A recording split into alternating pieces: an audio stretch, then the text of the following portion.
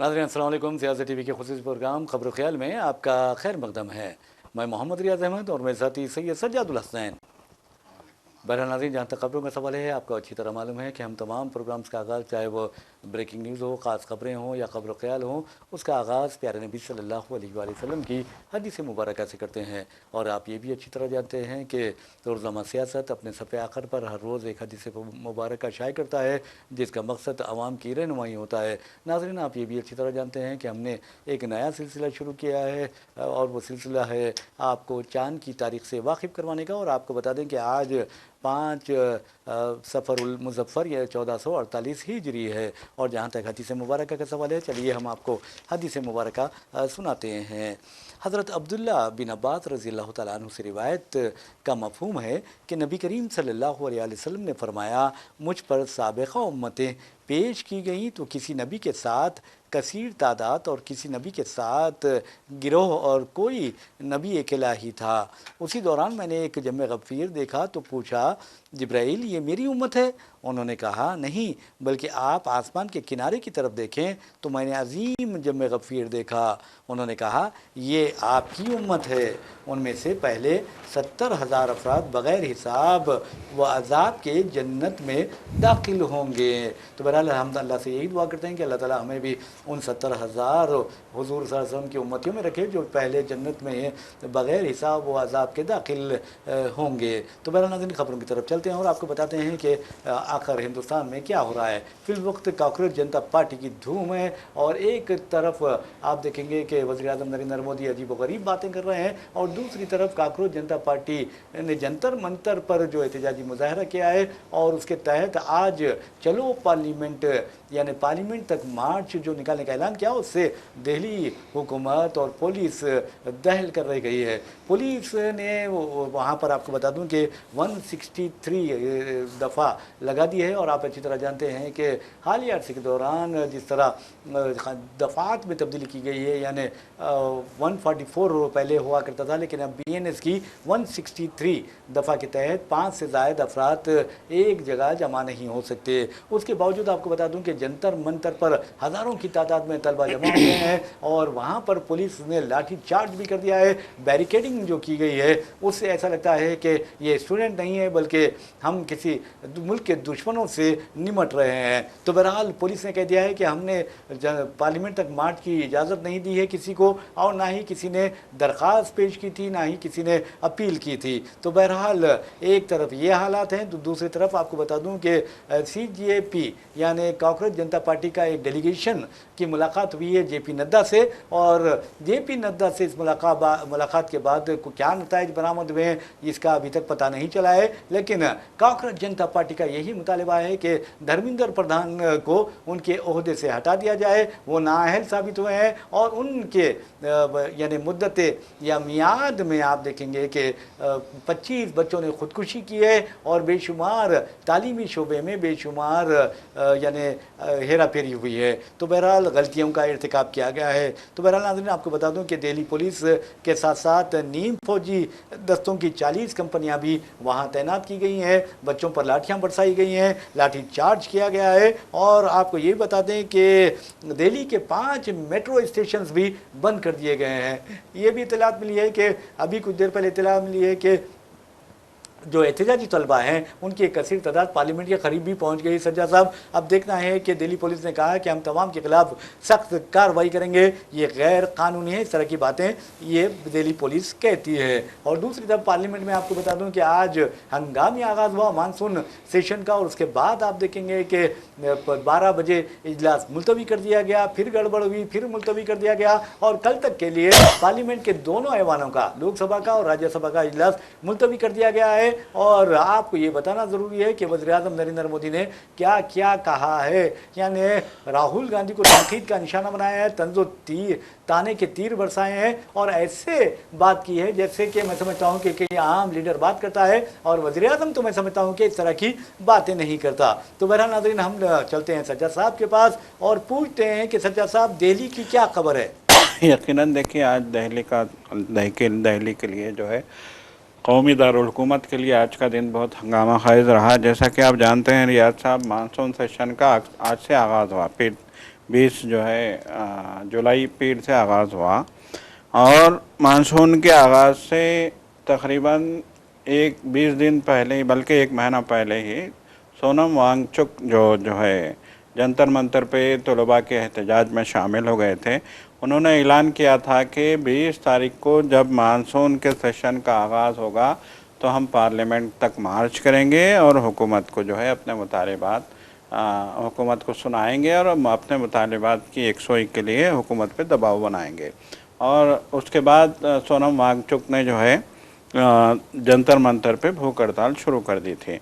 और आपको याद होगा कि जो है 2 दिन पहले ड्रामाई अंदाज में सोनम वांगचुक को जो है वहाँ से जंतर मंतर से उठाया गया। पुलिस, सादा लिबास में पुलिस आई, बहुत भारी नफरी भी जो है रैपिड एक्शन फोर्स के वहाँ पे मौजूद थी, उनको उठाया गया और फिर उनको जो है सफदरजंग अस्पताल मुंतकिल कर दिया गया। अब हफ्ते से वो सफदरजंग अस्पताल में ज़ेर इलाज हैं और आज उनकी अहलिया ने, बल्कि उन्होंने भी जो है ख़त लिख के कहा था कि अब मैं बेहतरी महसूस कर रहा हूँ, मुझे डिस्चार्ज कर दिया जाए, मेरी सेहत अब बेहतर हो गई है। मैंने जो भूख हड़ताल की थी उन्होंने 21 दिन की, वो भी जो है ख़त्म कर दी है, इसलिए मुझे अब जो है अस्पताल से डिस्चार्ज किया जाए, क्योंकि मैंने तलबा से वादा किया था कि मैं 20 तारीख को पार्लियामेंट के मार्च में शामिल रहूँगा। लेकिन उनको अस्पताल में रखा गया है, पुलिस की निगरानी में है वो, उनके पास ना फ़ोन है ना कोई चीज़ उनको दी जा रही है। उनकी अहलिया बार बार कह रही हैं कि उनको ऐसा मालूम होता है कि हिरासत में रखा गया है और पुलिस की 24 घंटे उन पर निगरानी है, बल्कि उनके बेड के पास बाज़ाब्ता एक पुलिस जवान तैनात है।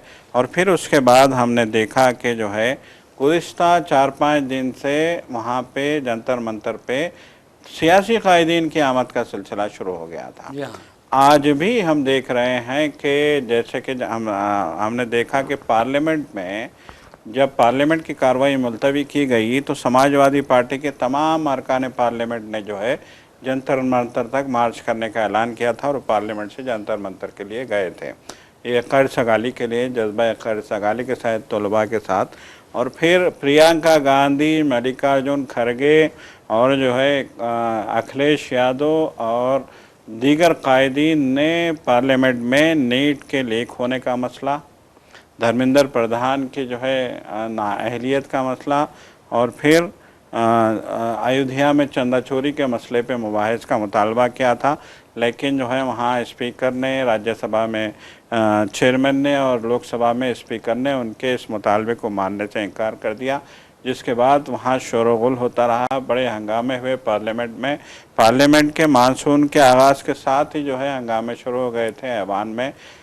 मल्लिकार्जुन खड़गे जो राज्यसभा में जो है लीड कर रहे थे अपोजिशन को, और लोकसभा में राहुल गांधी जो मतलब एक के लीड कर रहे थे। राज्यसभा में ख़ास तौर पे जो है मल्लिकार्जुन खड़गे ने कहा कि ये मसाइल संगीन है, नीट पेपर लीक का मसला भी संगीन है और अयोध्या में चंदा चोरी का मसला भी संगीन है, इसलिए इस पे बहस कराई जानी चाहिए। लेकिन जो है राज्यसभा के चेयरमैन ने इससे इनकार कर दिया और लोकसभा में भी इस मसले पे स्पीकर ने बहस कराने से इनकार कर दिया, जिसके बाद बड़ा हंगामा हुआ और कार्रवाई मुलतवी होती रही। 3 बार कार्रवाई मुलतवी की गई लंच के टाइम तक। उसके बाद फिर दिन भर के लिए दोनों ऐवानों की कार्रवाई मुलतवी कर दी गई। ये मानसून सेशन का जो है हंगामा कैदी का जो है दिन था। दूसरी जानिब जंतर मंतर पे तलबा जो है बहुत जोश व खरोश के साथ, देखिए आज दिलचस्प बात यह है रियाज साहब के दोपहर में बारिश भी शुरू हो गई थी। तूफ़ानी बारिश में तलबा का जोश दुगना हो गया था और तलबा जो है पार्लियामेंट की तरफ पेशकदमी करने लगे थे, लेकिन पार्लियामेंट को फ़ौजी छावनी में बदल दिया गया है। पार्लियामेंट के इमारत के 2 अहम गेट दाखिले के बंद कर दिए गए हैं, पूरी तरीके से फ़ौज को चौकस रखा गया है। वाटर कैनन की गाड़ियां तैयार है और हमने देखा कि अभी तक की ताज़ा खबर ये है कि आंसू गैस के शल मुसलसल बरसाए जा रहे हैं, तलबा को पीटा जा रहा है और कई इलाकों में पार्लियामेंट के अतराफ़ में कई इलाकों में तलबा को हिरासत में लेके मुंतकिल भी कर दिया गया। और बसों में भर भर के उनको ले जाया जा रहा है। लेकिन पुलिस इस बात को लेकर हैरान भी है, परेशान भी है कि मेट्रो स्टेशनों से जो है हज़ारों की तादाद में तलबा वहाँ पहुँच रहे हैं। मतलब एक ही पुलिस का फोकस था कि लोग जंतर मंतर पे आएंगे और फिर वहाँ से जो है पार्लियामेंट की तरफ पेशकदमी करेंगे।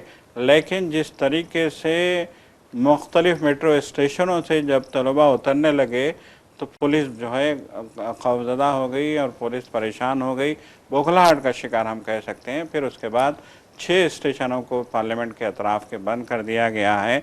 और फिर उसके बाद देखिए अब जिस तरीके से कार्रवाइयाँ हो रही हैं, तलबा की शिकायत है कि बहुत बेदर्दी से उन्हें मारा पीटा जा रहा है। और ये मसला प्रियंका गांधी ने भी पार्लियामेंट में उठाया। डिम्पल यादव जो अखिलेश यादव की अहलिया हैं, जो लीड कर रही थी समाजवादी पार्टी के अरकान को, उन्होंने भी कहा कि तलबा को पार्लियामेंट के बाहर कुछ फासले पे, देखिए जंतर मंतर ज़्यादा दूरी पे नहीं है, कुछ फासले पे पार्लियामेंट से अंदर जो है पार्लियामेंट में हमें बोलने नहीं दिया जा रहा है और बाहर तलबा की पिटाई हो रही है। अखिलेश यादव ने भी ये मसला उठाया, डिम्पल यादव ने भी ये मसला उठाया और मल्लिकार्जुन खड़गे ने भी ये मसला उठाया। प्रियंका गांधी ने भी जो है मजम्मत की है कि कैसे आप जो है तलबा की पिटाई कर सकते हैं, जबकि वो पुरअमन एहतजाज की बात कर रहे थे और पुरअमन तौर पे वो पार्लियामेंट तक मार्च कर रहे थे। तो पुरअमन तौर पे पार्लियामेंट तक मार्च करने की कोशिश करने वाले तलबा को जो है, देखिए उनका एक कहना है साफ तौर पे कि 20 दिन से बल्कि 2 महीनों से तलबा वहाँ पे धरना दे रहे हैं जंतर मंतर पे। और जो है तलबा की हिमायत में मुमताज़ समाजी कारकुन सोनम वांगचुक जो है 20 दिन से वो वहाँ पे भूख हड़ताल पे थे। उनकी हालत इतनी ख़राब हो गई थी कि उनका 6 किलो वज़न कम हो गया था और दिन ब दिन उनकी हालत बिगड़ती जा रही थी। लेकिन उसके बावजूद वो भूख हड़ताल ख़त्म करने को तैयार नहीं थे। तो यही सवाल किया जा रहा है कि 20 दिन तक ना तो हुकूमत का कोई आदमी आया, ना ही तलबा से बात करने की कोशिश की गई। अब देखिए जब मुख्तलिफ़ सियासी कायदीन तलबा से मिलने के लिए वहाँ पहुँच रहे हैं जंतर मंतर, आज देखा एक मेला लगा हुआ था जंतर मंतर पे, मुख्तलिफ़ सियासी कायदीन, तमाम अपोजिशन जमातों के लीडरान वहाँ पे पहुँच रहे थे। हत्ता कि जो आज़ाद हैं, आज़ाद ने तो साफ़ तौर पे कहा था, चंद्रशेखर आज़ाद ने तो साफ़ तौर पे कहा था कि मैं इस रैली को जो है लीड करूंगा, बाज़ाब्ता तलबा के साथ मैं पार्लियामेंट तक चलूंगा। और चंद्रशेखर आज़ाद के साथ साथ और भी कई लीडरान वहाँ पे पहुँच गए थे और सिचुएशन बहुत ज़्यादा संगीन हो गई थी। तो संगीन सूरत हाल को देखते हुए बाद में जब बीजेपी को एहसास हुआ कि मामला हाथ से बिगड़ रहा है, कंट्रोल से बाहर हो रहा है, तो फिर बीजेपी ने साबिका सदर बीजेपी और जो है ऐवान में ख़ास तौर पे जो है राज्यसभा में हुकूमत की नुमाइंदगी करने वाले जेपी नड्डा को जो है वहाँ पे तलबा से बातचीत के लिए भेजा है। तलबा से उनकी बातचीत हुई है, क्या बातचीत हुई ये तो जो है अभी इसकी तफसील सामने नहीं आई है। लेकिन ये कहा गया है कि उन्होंने तलबा को कन्विंस करने की कोशिश की है और जो सोनम वांगचुक की हिमायत में जो तलबा जो है कंटिन्यू कर रहे थे भूख हड़ताल को, उनके वहाँ से उठाए जाने के बाद, उनके अस्पताल मुंतकिल किए जाने के बाद जो तलबा कंटिन्यू हड़ताल कर रहे थे, जेपी नड्डा ने उनको जो है जूस पिला के जो है उनकी भूख हड़ताल ख़त्म करवाई है। ये खबर भी आई है। तो बहरहाल जो है जेपी नड्डा का तलबा से मुलाकात करना ये अलग कहानी है, लेकिन तलबा का मार्च पार्लियामेंट की तरफ बढ़ रहा है, ये भी एक जो है सिलसिला जारी है। तलबा पीछे हटने को ऐसा मालूम हो रहा है कि तैयार नहीं है। अब देखने वाली बात यह है कि हुकूमत धर्मेंद्र प्रधान को, जैसा कि तलबा का मुतालबा है कि धर्मेंद्र प्रधान को कुर्सी से हटाया जाए, तो अब देखने वाली बात यह है कि धर्मेंद्र प्रधान को तालीम की वजारत से हटाया जाता है या नहीं। बहरहाल नाज़रीन, आपको बता दूं कि जहाँ तक धर्मेंद्र प्रधान का सवाल है, धर्मेंद्र प्रधान अपनी कुर्सी से चिपके हुए हैं और ऐसा लगता है कि वो किसी भी तरह अपना ओहदा छोड़ने के लिए तैयार नहीं है। लेकिन अब चूँकि तलबा बहुत ज़्यादा ज़ोर दे रहे हैं और बीजेपी के लिए हालात ख़राब होते जा रहे हैं। बीजेपी के ख़िलाफ़ नफ़रत में इजाफा होते जा रहा है और वज़ीर-ए-आज़म नरेंद्र मोदी की मकबूलियत भी घटती जा रही है। इन हालात में हो सकता है कि धर्मेंद्र प्रधान को ये कहा जाएगा कि भाई आप इस्तीफ़ा दे दीजिए, आपको कोई और वजारत दे देंगे। वैसे में नाज़रीन आपको बता दूं कि जहाँ तक सोनम वांगचुक का सवाल है, अस्पताल में ज़ेर इलाज हैं, लेकिन जैसा कि सज्जाद साहब ने भी कहा है कि उनकी अहलिया ने कहा है कि उन्हें हिरासत में रखा गया है। एक बात ज़रूर है कि दिल्ली पुलिस, देखिए आप किस तरह हुकूमत इस्तेमाल करती है दिल्ली पुलिस को, लेकिन दिल्ली पुलिस ने हमेशा इस बात की तरदीद की। ताहम आपको बताना है, नजीब का जो केस था, आज तक दिल्ली पुलिस का बड़ी बड़ी काबिलियत की बातें करती है, लेकिन उसकी काबिलियत दरी की दरी रह जाती है। नजीब के जो कातिलों को या नजीब का आता मुबैना कातिलों को क्या फिर नजीब ज़िंदा है या मुर्दा है, नजीब है तो कहाँ है, ये पता लगाने में से CBI से लेकर दिल्ली पुलिस तमाम के तमाम नाकाम हो गई है और आज भी ये नाकामी दिल्ली पुलिस का चेहरा यानी छुड़ा रही है। और नाज़रीन आपको बता दूं कि जहाँ तक दिल्ली पुलिस का सवाल है, अब सोनम वांगचुक के खिलाफ कार्रवाई के लिए अब देखें हम वजारत दाखिला ने किस तरह कमिश्नर पुलिस को बदला और नए कमिश्नर पुलिस जो हैं दिल्ली के अनुराग कुमार ने आते ही बड़ी चाबुकदस्ती से अपने आगाओं के इशारों पर काम किया और फिर आप देखेंगे कि सोनम वांगचुक को ज़बरदस्ती उठाकर सफदरजंग हॉस्पिटल में शरीक कर दिया। फिर उसके बाद अब वो चाहते हैं कि जंतर मंतर को भी खाली करेंगे अपने आगाओं को खुश करने के लिए, लेकिन ये तलबा हैं और अनुराग कुमार को ये सोच लेना चाहिए कि अब तलबा से वो मुकाबला नहीं कर सकते, हुकूमत मुकाबला नहीं कर सकती तो वो कहाँ मुकाबला कर सकेंगे। तो बहरहाल आपको बता दें कि अब अभिजीत दीपके उन्हें भी गिरफ्तार करने की बात की गई थी, लेकिन बाद में तरदीद की गई है। और जो बातचीत JP नड्डा से हुई है वो बातचीत मैं समझता हूँ कि सिर्फ 10 मिनट की रही है और उसके बाद कहा कि हम देखेंगे, अब क्या देखेंगे क्या करेंगे ये तो आने वाला वक्त ही बताता है। लेकिन हमारे वज़ीर-ए-आज़म की तरफ चलते हैं। हमारे वज़ीर-ए-आज़म ऐसी बातें करते हैं जैसे कोई एक गली का लीडर करता है, हालांकि वज़ीर-ए-आज़म का जो लहजा होता है वो बहुत ही मियारी होता है और बहुत मैं समझता हूँ कि बावक़ार अंदाज में वो बात करते हैं, डिग्निफाइड जो अंदाज होता है उसमें बात करते हैं। लेकिन हमारे वज़ीर-ए-आज़म राहुल गांधी पर तर्ज करते हैं और आप मीडिया से बात करते हैं तो वज़ीर-ए-आज़म का ये फ़र्ज़ बनता था कि वो नौजवानों के मसाइल पर बात करते, वो स्टूडेंट के मसाइल पर बात करते, वो उन 25 जो तलबा व तालिबात ने खुदकुशी की थी नीट में गड़बड़ को लेकर या CBSE के मामले पर, उनके जो पेरेंट्स हैं उनसे इज़हार ताज़ियत करते और उनके लिए फ़ी का 1-1 लाख रुपए 1 करोड़ रुपए एक्स ग्रेशिया का ऐलान करते हैं। लेकिन वज़ीर-ए-आज़म कहते हैं कि हिंदुस्तान 7.7 जो शरह नमो है उसको बरकरार रखने में कामयाब रहा, जिससे हिंदुस्तान के मजबूत होने का अंदाज़ा होता है। आप वज़ीर-ए-आज़म नरेंद्र मोदी किसी हिंदुस्तान को मजबूत कहे ना कहे, हिंदुस्तान हमेशा मजबूत है और मजबूत रहेगा।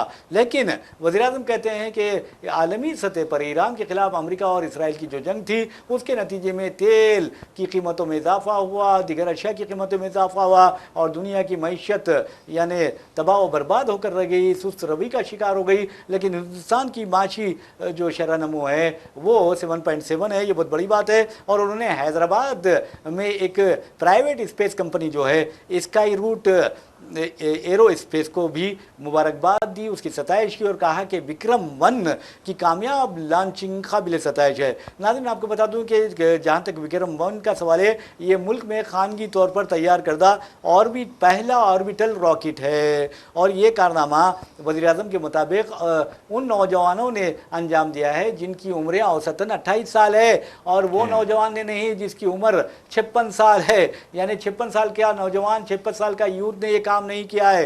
राहुल गांधी की तरफ उनका इशारा था। और आपको बता दूं कि वज़ीर-ए-आज़म नरेंद्र मोदी के मुकाबले में राहुल गांधी को अगर ठहराया जाए तो बहुत ज़्यादा यंग और वज़ीर-ए-आज़म नरेंद्र मोदी के बेटे की उम्र के नज़र आएंगे, क्योंकि वज़ीर-ए-आज़म 76 साल के हैं, राहुल गांधी 56 साल के हैं। और वज़ीर-ए-आज़म नरेंद्र मोदी का जो 56 इंच का सीना से मुतालिक कांग्रेस ने उन्हें तंज किया था उसका बदला शायद अब उन्होंने लिया है। तो बहरहाल नाज़रीन, राहुल गांधी के बारे में अक्सर लोग ये नहीं जानते कि Rahul Gandhi Japanese martial art of aikido में ब्लैक बेल्ट रखते हैं, ये भी बीजेपी वालों को नहीं मालूम। तो बहरहाल आपको बता दूं कि वो अपने आप को बिल्कुल साफ सुथरा रखते हैं, एक नौजवान की तरह रखते हैं, और यही बात हमारे वज़ीर-ए-आज़म नरेंद्र मोदी को भी परेशान किए हुए हैं। तो बहरहाल नाज़रीन, आपको बता दूं कि वज़ीर-ए-आज़म ने ये नहीं कहा कि इसरो के कम से कम 100 साइंसदानों ने इस्तीफा दे दिया है, कम से कम की बात कर रहा हूं, वैसे तो 112 ने दिया है। और हमारे वज़ीर साइंस और टेक्नोलॉजी का कहना है कि लोग आते हैं जाते हैं,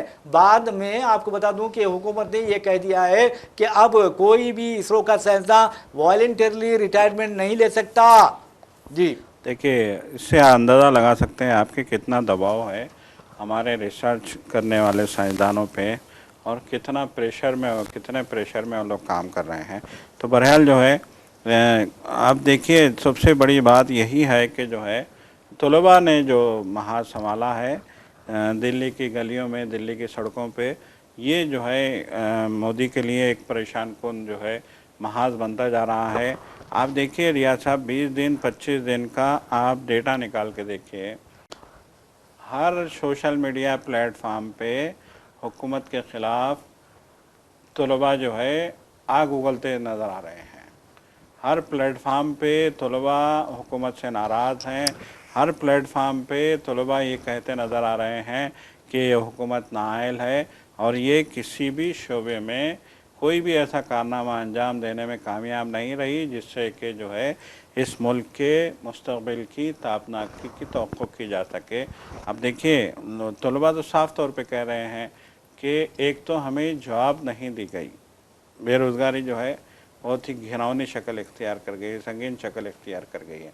दूसरी, जैसे ही कॉम्पिटिटिव एग्ज़ाम्स होते हैं, चाहे वो नीट की बात हो, चाहे वो जेईई की बात हो, चाहे दीगर दाखिला इम्तहानों की बात हो, या फिर यूपीपीएससी की बात हो, या फिर जो है किसी और इम्तहान की बात हो, तलबा का ये कहना है कि धर्मेंद्र प्रधान जब से इख्तिदार, मतलब एक जब से वज़ीर तालीम बने हैं, 84 बार 84 टाइम जो है पेपर लीक हुआ है। और जैसा कि आपने कहा कि 24 से ज़्यादा बच्चों ने जो है पेपर लीक के सदमे से जो है अपनी जान मायूसी के मारे बिल्कुल अपने खुदकुशी की है। तो ये सूरत हाल इस मुल्क की हो गई है कि तलबा खुदकुशी कर रहे हैं, हालात संगीन हैं, पेपर लीक हो रहे हैं, करप्शन अपनी इंतहा को पहुंच गया है। देखिए, तलबा का कहना है कि पेपर लीक होने का मतलब ये नहीं कि आप नाअहल हैं या फिर जो है लापरवाही कर रहे हैं। उनका कहना है कि बाज़ाब्ता मुनज़्ज़म तरीके से पेपर लीक किया जा रहा है और जो है पेपर बेचा जा रहा है 5,000, 10,000, 15,000, 20,000, इस तरह से जो है कीमत पे पेपर बेचे जा रहे हैं।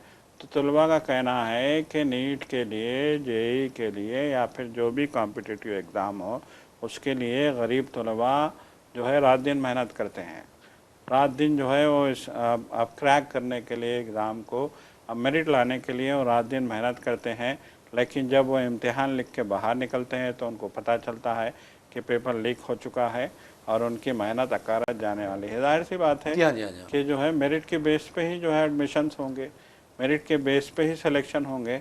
तो जब आप पूरी मेहनत करने के बाद आपको पता चले कि कोई और जो है वहाँ पे मतलब है कि आपसे ज़्यादा रैंक ले आया है, देखिए यही तो मामला चल रहा है, यही तो मल्लिकार्जुन खड़गे यही कह रहे हैं, राहुल गांधी ने यही कहा, प्रियंका गांधी ने यही कहा कि बीजेपी जिस तरीके से जो है सांसदों में, जैसे कि हम तृणमूल कांग्रेस के जो है अरकान पार्लियामेंट को देख रहे हैं, और फिर जिस तरीके से इलेक्शन जीत रही है, किस किस बुनियाद पे इलेक्शन जीता जा रहा है, किस किस बुनियाद पे आवाम के वोटों की चोरी हो रही है, तो उनका यही कहना है कि जिस तरीके से आवाम के वोट चोरी करके ये लोग इख्तिदार में आ रहे हैं, उसी तरीके से लोगों को ये लोग जो है आला ओहदों पे भी फायज करना चाहते हैं, डॉक्टर भी बनाना चाहते हैं, इंजीनियर भी बनाना चाहते हैं। जी। तो उनका ये कहना है कि ये जो करप्शन का मामला है ये बहुत संगीन है और ये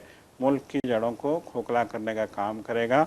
यही तलबा की शिकायत है, यही सीनियर कायदीन की भी शिकायत है, यही अपोजिशन लीडरान की भी शिकायत है। अफसोस का मकाम ये है कि ना तो बीजेपी और ना ही मोदी इस जो है संगीनी को मानने को तैयार है। बहरहाल नाज़रीन, आपको बता दूं कि तेलंगाना के रियासती वज़ीर पी श्रीनिवास रेड्डी ने कल ने ऐलान किया है कि कल से 10 अगस्त तक आपको बताना है कि इंदिरम्मा हाउसेज जो स्कीम है उसके तहत 10,000 रुपये की अदायगी और दरख्वास्त देने पर एक फ़्लैट गरीब ख़ानदानों को दिया जाएगा, मुतवस्सित ख़ानदानों को दिया जाएगा। इस सिलसिले में उन्होंने ऐलान किया और ये कल से दरख्वास्तें दाखिल करने का ऐलान किया गया है। आप दरख्वास्तें मी सेवा के ज़रिए दाखिल कर सकते हैं, व्हाट्सअप के ज़रिए दाखिल कर सकते हैं और वेबसाइट के ज़रिए दाखिल कर सकते हैं। लेकिन आपको दरख्वास्त के साथ 10,000 रुपये का DD भी हुकूमत के यानी हुकूमत तेलंगाना के फेवर में देना चाहिए। ये 10 अगस्त की तारीख़ है इसकी और आपको बता दूँ कि ये टोकन अमाउंट के तौर पर हुकूमत 10,000 रुपये ले रही है और खुर्रा अंदाज़ी के ज़रिए यानी लॉटरी सिस्टम है, खुर्रा निकाला जाएगा, लॉटरी निकाली जाएगी और उसके ज़रिए ये फ़्लैट्स मंजूर किए जाएंगे। अगर फ़्लैट्स में आपका खुर्रा अंदाज़ी में आपका नाम नहीं आता है तो फौरी तौर पर आपको 10,000 रुपये जो आपने दरख्वास्त के साथ दाखिल किए थे वो वापस कर दिए जाएंगे और एक ख़ानदान में एक फ़र्द ही ये दरख्वास्त दे सकता है। तो बराए मेहरबानी नाज़रीन, हम आपसे गुजारिश करते हैं ख़ास तौर पर जिनके घर नहीं है, जिनके फ्लैट्स नहीं है, जो ख़ानदान है वो इस सिलसिले से इस स्कीम से फ़ायदा उठा सकते हैं। रियासती हुकूमत की ये स्कीम बहुत अच्छी है। और एक अहम बात हम आपको बताते हैं नाज़रीन कि जहाँ तक हैदराबाद का सवाल है, हैदराबाद में आपको बता दूँ कि पुलिस दावे करती है कि हम फौरी तौर पर कत्ल के और जो चोरी के मुकदमात होते हैं उसको 100 कर देते हैं। तो बहरहाल हम आपके लिए चलते हैं हैदराबाद के एक पॉश इलाके बंजारा हिल्स में। बंजारा हिल्स में आपको बता दूँ कि सोने चांदी के जो यानी तिजारत करते हैं उनका एक स्टोर है और उस स्टोर में जेवरात बनाए जाते हैं सज्जाद साहब, और उस स्टोर में वाशरूम की विंडो तोड़कर सारिकीन अंदर दाखिल हुए और फिर आपको बता दूं कि 1 किलो सोने के जेवरात लेकर चलते बने, जिसमें 7 नेकलेस और 7 कान की बालियां वगैरह मौजूद थी। और ये भी कहा जाता है कि उस स्टोर में कारीगर नेकलेस में और बालियों में हीरे जड़ रहे थे और जब काम का वक्त हो गया तो वहीं वो काम छोड़कर चले गए। तो ये वाशरूम से आप चोर दाखिल होते हैं और ये कार्रवाई करते हैं। तो बहरहाल चोरों से खबरदार रहिए, क्योंकि आज कोई पॉलिटिशियन की शक्ल में भी आपको वोट चुरा रहा है। ये मैं नहीं कह रहा हूँ बल्कि ममता बनर्जी कहते हैं और वज़ीर आज़म तो कहते हैं कि पार्लियामेंट में प्रोडक्टिव डिबेट होना चाहिए, एवरी वॉइस फाइंड्स अपॉर्चुनिटी, ये हमारे वज़ीर आज़म कहते हैं। वज़ीर आज़म ने, मैं समझता हूँ कि जो मीडिया से आज खिताब किया सज्जाद साहब, उन्होंने नौजवानों के बारे में बात नहीं की। देखिए आप कितनी बुरी बात है। और दूसरी अहम बात यह है कि मौलाना मोहम्मद अली जौहर यूनिवर्सिटी जो आज़म खान का ड्रीम प्रोजेक्ट है उसके 40 बिल्डिंग्स में से 38 बिल्डिंग्स को मुनज़्ज़म करने की नोटिस दी जाने वाली है या दे दी गई है। उसके खिलाफ अब लोग ये पूछ रहे हैं कि सोनम वांगचुक है और कांग्रेस जनता पार्टी है, क्या वो इल्म के इन दानिशगाहों को, इन मंदिरों को मुनहदिम करने के खिलाफ आवाज़ क्यों नहीं उठाते? बिल्कुल, देखिए यकीनन इस मसले पे भी जो है काकरोच जनता पार्टी को भी बोलना चाहिए, अपोजिशन को भी बोलना चाहिए। अरे उमर खालिद और शर्जील इमाम के बारे में लोगों ने कुछ बात नहीं की। बिल्कुल, देखिए ये भी एक बहुत बड़ा संगीन मसला है कि 40 इमारतों में से 38 इमारतों को जो है मतलब ये कि नाजायज़ बताते हुए या फिर जो भी उनका टेक्निकल जो है मामला है उस मामले से पर एतराज़ जताते हुए तोड़ने के अहकाम जारी कर दिए गए हैं। और यूनिवर्सिटी से कहा गया है कि 15 दिन के अंदर आप खुद इन इमारतों को गिरा दें वरना हम बिल्डोजर लेके पहुंच जाएंगे। लेकिन बच्चे वहां पर गेट के बाहर धरना दे रहे हैं। बच्चे जो है मुसलसल धरना दे रहे हैं और यकीनन ये धरना भी जो है बहुत ही जो है एक मतलब एक नई शक्ल लेने वाला है। बहरहाल यह सब आपका सवाल भी अहम है कि काकरोच जनता पार्टी को इस जानिब भी तवज्जो देनी होगी और यकीनन सोनम वांगचुक को भी जो है जानिब तवज्जो देनी होगी, क्योंकि एक यूनिवर्सिटी की इमारतों का मामला है ये। आप जो है यूनिवर्सिटी की इमारतों को गैर मजाज करार देकर या फिर ये करार देकर के ये जो है सिस्टम के तहत नहीं बनाई गई थी, ये जो है इसका नक्शा सही नहीं था, इस तरह की जो है कमज़ोर सी दलीलों की बुनियाद पे आप जो है एक यूनिवर्सिटी की इमारतों को जहाँ तलबा तालीम हासिल करते हैं, तालीम के जो है मराकज़ को आप इस तरीके से गिरा नहीं सकते। यकीनन देखिए जमीयतुल उलमा ने तो साफ तौर पे कहा है कि हुकूमत को इस पर नज़रसानी करनी चाहिए और उन्होंने ये भी ऐलान किया है कि आम एहतजाज करेंगे। तो बहरहाल तलबा तो जो है वहाँ पे बाज़ाब्ता बारिश, तूफ़ानी बारिश के दौरान भी वहाँ पे वो एक तलबा जो है बाबू दाखिले पे यूनिवर्सिटी के खड़े हैं और उन्होंने कहा है कि हम किसी को भी हमारी यूनिवर्सिटी कैंपस की इमारतों को तोड़ने की इजाज़त नहीं देंगे। तो बहरहाल वो भी एक संगीन मामला है। जी जी जी। बहरहाल नाज़रीन, आपको बताता हूँ कि एक और ख़बर की जानिब हम आपको लिए चलते हैं जिसका ताल्लुक़ आमिर खान से है। आमिर खान ने हाल ही में तीसरी शादी की है और आपको बता दूँ कि एक जो एक मजहबी रहनुमा है, रहनुमा क्या है, मैं समझता हूँ कि अजीब गरीब इंसान है, तो वो आमिर खान के सर लाने वाले को यानी उनका कत्ल करने पर 5 करोड़ रुपए इनाम देने का ऐलान किया है। और दूसरी तरफ आपको बता दूं कि बिश्नोई गैंग जो है, बिश्नोई जिसने सलमान खान को कत्ल करने की धमकी दी है और बाबा सिद्दीकी की तो कत्ल कर दिया गया और सलमान खान को कत्ल की धमकी दी और अब आमिर खान को भी कत्ल करने की धमकी दे दी है और कहा है कि आमिर खान 3-3 शादियाँ करता जा रहा है। तो आप अंदाज़ा कीजिए कि बेचारा आमिर खान शादी कर रहा है तो इसको परेशानी हो रही है, ये क्यों नहीं करता? अगर दम है तो वो भी कर ले। तो बहरहाल फिल वक्त जो लारेंस बिश्नोई है वो साबरमती जेल में बंद है और अमरीकी जो FBI है उसने वाज़े तौर पर कहा है कि जेल में बैठकर वो जराइम की दुनिया चला रहा है। तो सवाल अब हुकूमत हिंद पर, सवाल मरकज़ी वजारत दाखिला पर भी पैदा हो जाता है कि आखिर वो क्या कर रहे हैं। तो ये जो चीज़ है, अब आपको बता दूं कि आमिर खान ने जब ये कहा गया कि बिश्नोई की जानिब से उन्हें कत्ल की धमकी दी गई है, उन्होंने कोई शिकायत दर्ज नहीं करवाई है, लेकिन बम्बई पुलिस ने आज खुद नोट लेते हुए, सो मोटो एक्शन लेते हुए मुकदमा दर्ज कर लिया है। और महाराष्ट्र के जो वज़ीर दाखिला हैं योगेश कदम, उन्होंने कहा कि अदाकार ने कोई शिकायत दर्ज नहीं करवाई है, लेकिन जहां तक लारेंस बिश्नोई का सवाल है, वो लोगों को, वो गैंग लोगों को धमकियां देकर पैसा वसूल करने की कोशिश करती है। इन्होंने भी ये भी कहा है कि लारेंस बिश्नोई के जो भाई है अनमोल बिश्नोई, उन्हें जल्द ही बैरून ममालिक से डिपोर्ट किया जाने वाला है और उन्हें हिंदुस्तान लाया जाएगा। तो ये जो चीज़ें हैं, मैं समझता हूँ कि बहुत ख़तरनाक चीज़ें हैं। अगर आप सलमान खान को कत्ल की धमकी देते हैं, आमिर खान को सब कत्ल की धमकी देते हैं क्योंकि वो खान है, तो फिर अब सैफ अली खान का भी नंबर आ सकता है।